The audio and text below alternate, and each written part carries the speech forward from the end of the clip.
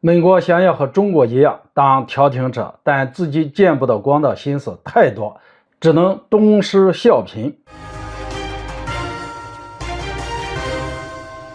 大家好，我是肖云华。中国推动沙特和伊朗走向全面和解，美国立刻也开始效仿，想要斡旋其他几对宿敌，比如日本和韩国、亚美尼亚和阿塞拜疆，只可惜成果寥寥。日韩重归于好，算是美国近段时间在当调解人的道路上走出了重要一步。很可惜，美国的私心太重，这两个国家的合作进度想要赶上中东和解的速度恐怕很难。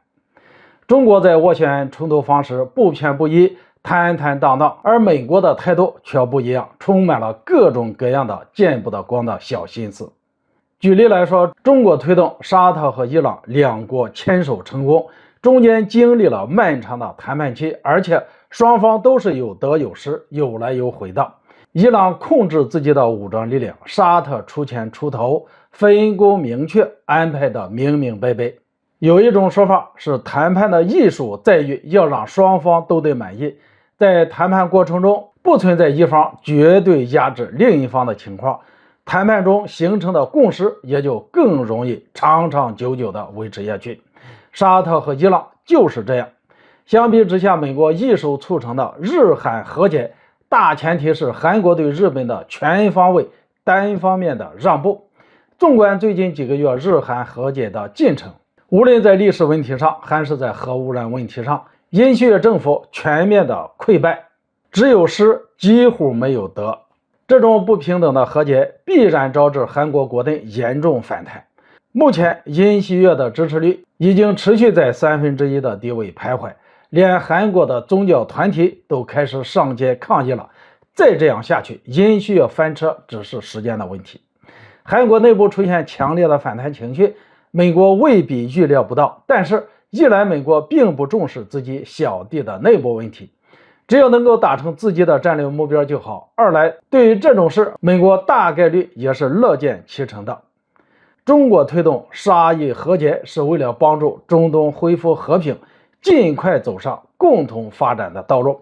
美国把日韩撮在一起，不是为了加速日韩两国的产业融合，让他们达成同盟，得到更多的发展机遇，而是为了遏制中国。美国自己其实非常警惕日本和韩国借此机会会重塑高端产业链，反过来威胁美国。毕竟当年日本的半导体产业可是美国自己亲手给毁掉的。另外，美国热衷于给日韩提供武器，但在产业上却在绞杀这两个国家的高端制造业。美国通过通胀削减法案和芯片法案，逼迫这两个国家的高端制造业去美国投资建厂，对美国政府公开商业机密。接下来美国说不定还要向两国在新能源、芯片等领域的技术专利下手。毕竟上世纪80年代，美国就曾经抢走了大量日本企业的半导体专利，算是轻车熟路了。正如三国谋士郭嘉在《十胜失败论》中提到的那样，无论是统御下属还是领导世界，争权夺利、祸乱视听终究是不可取，必须走大路行大道，才能立于不败之地，这是名胜。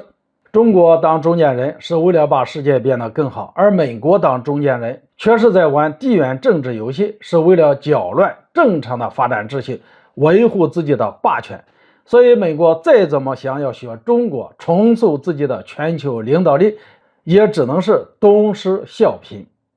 中美之间在格局上已经出现了明显的高下之分。中国是广结善缘，给世界带来和平，和世界各国平等相处，合作共赢，是群而不党。美国在搞合作的时候四处埋雷，鼓动合作者之间彼此争权夺利，借此确保自己在同盟中的绝对领导地位，是党而不群。前者是可靠的合作者，后者则是制造冲突的乱源。谁是坦坦荡荡的明察之道、确立领导力的合作者，谁是鬼鬼祟祟、谗言惑乱的不速之客？看看中美两国如今在发展中世界的待遇，也就知道了。好了，今天就说到这里，咱们下次见。